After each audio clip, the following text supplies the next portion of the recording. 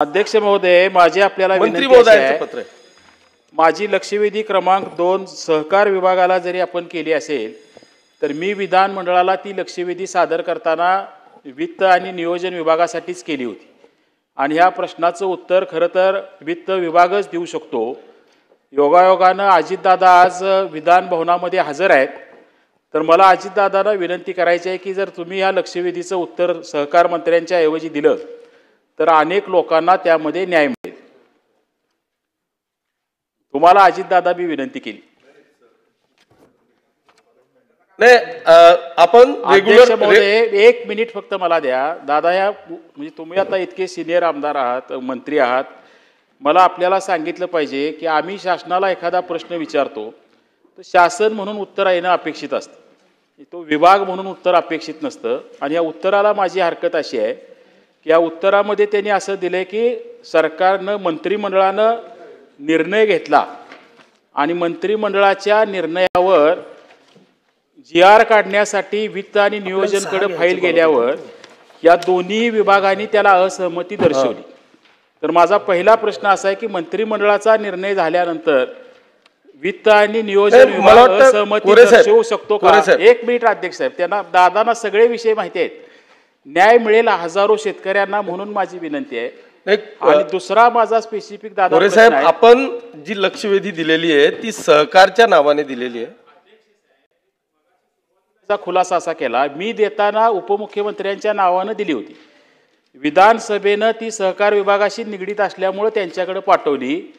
जर दादांना शक्य असेल तर देऊ देत, माझं म्हणणं नाही तर न्याय मिळेल एवढी माझी अपेक्षा आहे।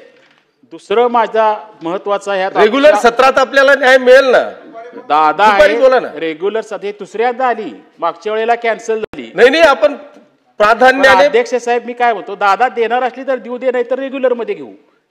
दुसरा दादा मला ह्यात आपल्याला सांगायचं आहे की राज्यपाल महोदय हे राज्याचे घटनात्मक प्रमुख असतात आणि तुम्ही आम्ही सगळेजण मंत्रिमंडळात काम केले, राज्यपालांचं अभिभाषण आपण त्यांना तयार करून देतो आणि राज्यपाल सभागृहासमोर अधिवेशन सुरू होत असताना जे भाषण करतात त्यावेळेला माझ्या सरकारनं हा निर्णय घेतलेला आहे असं ते आपल्या सगळ्यांच्या समोर त्या ठिकाणी आपलं मत मांडतात।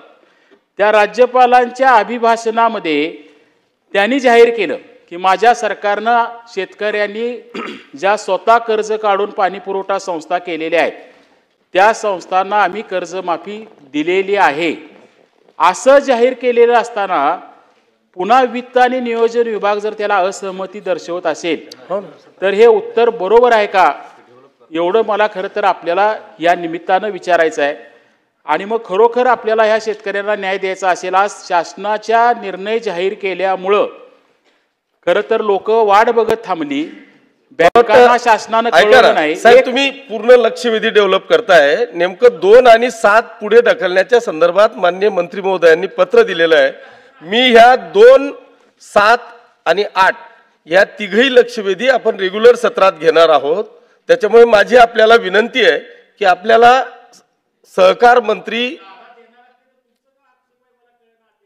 ओपन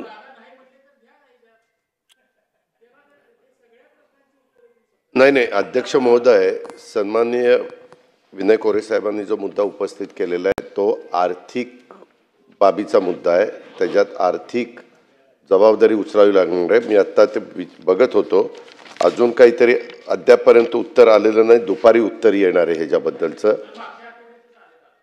नाही, आत्ता मला तसंच सांगण्यात आलं, म्हणजे तशा प्रकारची माहिती देण्यात आली।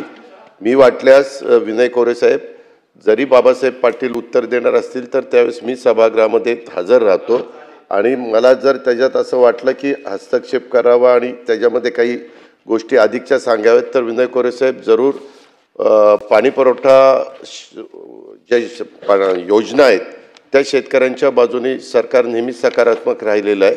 हे 2024चा निर्णय आहे आणि त्याच्यानंतर आता नवीन सरकार आल्यानंतर काहीतरी वित्त आणि नियोजन विभागाने त्याच्यामध्ये काही आदेश म्हणजे त्यांचं मत मांडलेलं आहे, तर त्याबद्दल मी मुख्यमंत्री पण येतील, त्यांच्याशी पण थोडीशी फार चर्चा करून साधारण विनय कोरे साहेबांचं समाधान होईल अशा प्रकारचा मार्ग आम्ही काढू।